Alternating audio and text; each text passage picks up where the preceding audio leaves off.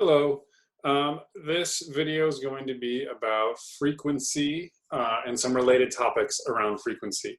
And I'm going to actually split it into two videos. The first thing we're going to do is do some calculations by hand, and then we'll do a second video where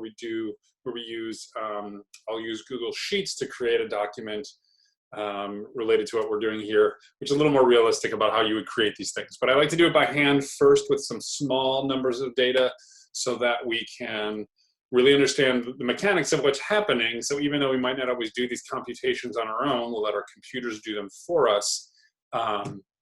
It's nice to be able to understand what's happening behind the scenes, so to speak.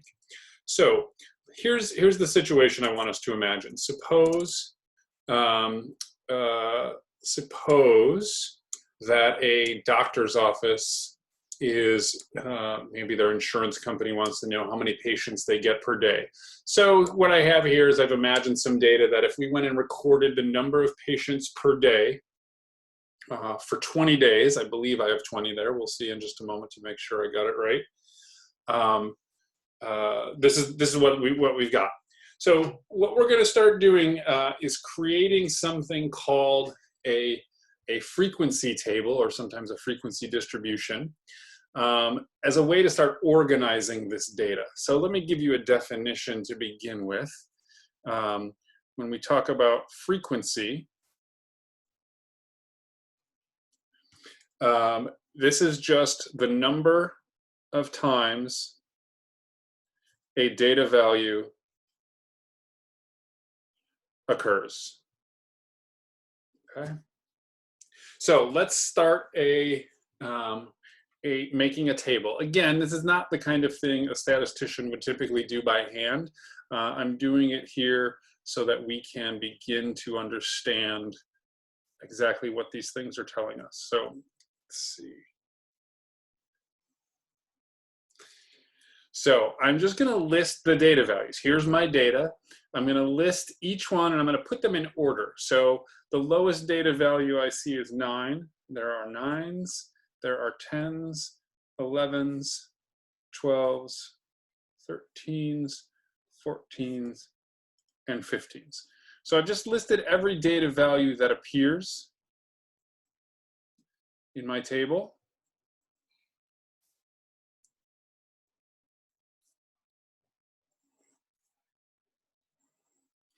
And all I'm going to do in the next column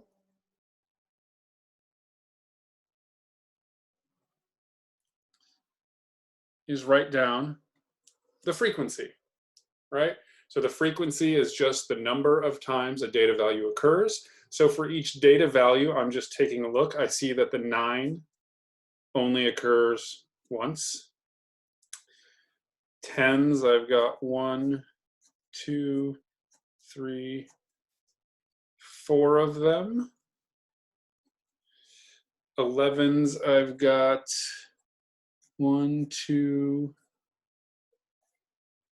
looks like just 2 of them. 12s, I've got 1, 2, 3, 4, 5, 6, 7, 8, 9 of them.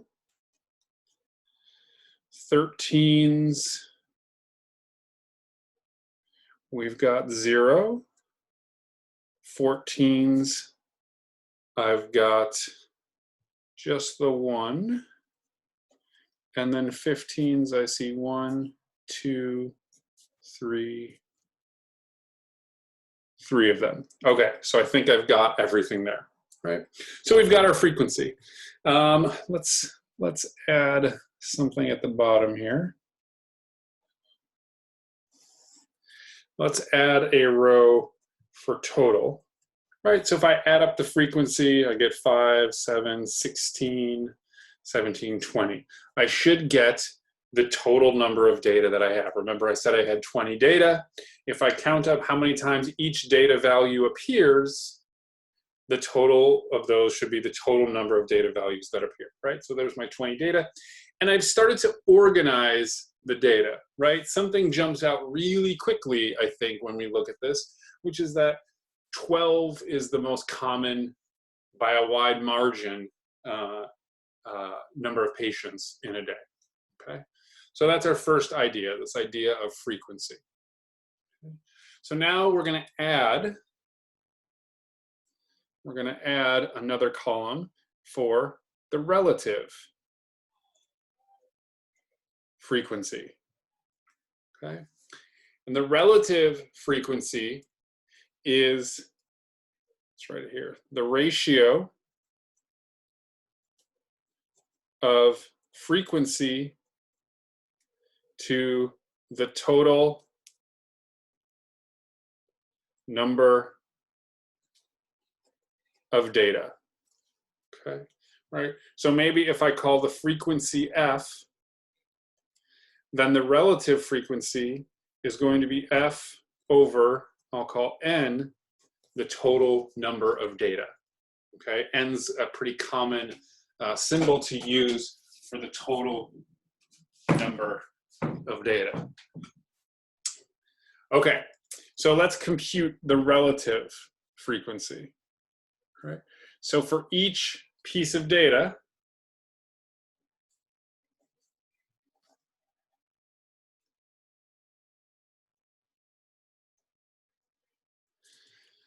the relative frequency is its frequency divided by the total number of data. So this first one, for instance, is 1 divided by 20, or 0.05. 4 divided by 20, or 0.20. 2 divided by 20, 0.10. 9 divided by 20, 0.45. 0 divided by 20, 0.00. 1 divided by 20, 0.05. 3 divided by 20, 0.15. Okay. So I've written them as fractions and decimals here. You're fine to write them as either. You don't need to do both. I just did both in case some people were more comfortable with one or the other. Okay. So these decimals then give us the proportion that each value is of all of the data. So for instance, again, we see that 0.45 of the data, or 45% of the data, is the number 12, right? Or on 45% of the days that we sampled, 12 patients were in the doctor's office, right? 15% of the days, there were 15 patients. None of the days, and 0%, there were 13, and so on and so forth, right? So that relative frequency is pretty important, right? It's sometimes hard to know how to understand a piece of data without context. Relative frequency gives you context. Okay, and then we're going to do one more column. We're going to do what we call the cumulative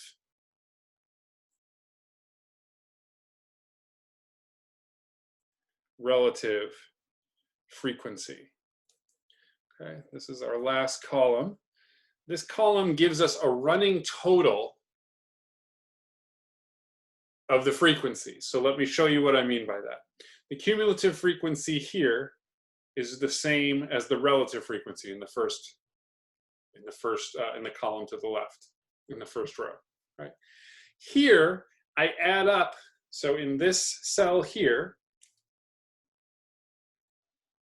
I'm going to add up the relative frequencies from here and here. In this one, I'm going to add up the frequencies for all 3 of these. Then I'm going to add up for all 4 of these, all 5 of these. Oops, I added a 0 here. And then 1.00. Okay, so in each of these, what we're being told, for instance, let's look at 0.35. What this is telling me is that 35% of the data was 11 or below, right? Because I've added up all of them. Or this one here is telling me that 80% of the data is 13 or below. Right? So a cumulative relative frequency is another interesting way to start organizing the data. And we'll see tables like this quite often, okay? I'm going to hold off on getting too much into the meaning of this. We're going to add a whole lot to this, but I just wanted to get the mechanics of this thing down. We list our data values in order if they have order, so if they're numerical or if they're ordinal level of measurement, right? Something that can be put in order, like good, better, best. But typically we'll have numbers. And we count how many times each of them appears. That's our frequency. We take that frequency divided by the total to give us the relative frequency. It's the proportion that each of those data values appears. And then the cumulative relative frequency is like a running total. Okay. Notice, let's do this. If I total up the relative frequency, I should get 1.00. Right? We're adding up all these relative frequencies just like we did over here. We should always get 1.00.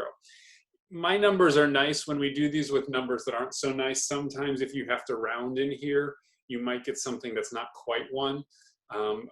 But if with complete precision, this will always be 1. With rounding, you might end up with something like 0.99 or 1.01. Okay, that is it for this one. And now, like I said, I'm going to do a follow-up one with a bigger data set. I'm going to get a real data set, and we'll do some introduction to spreadsheets and build one of these frequency tables in there. See you next time.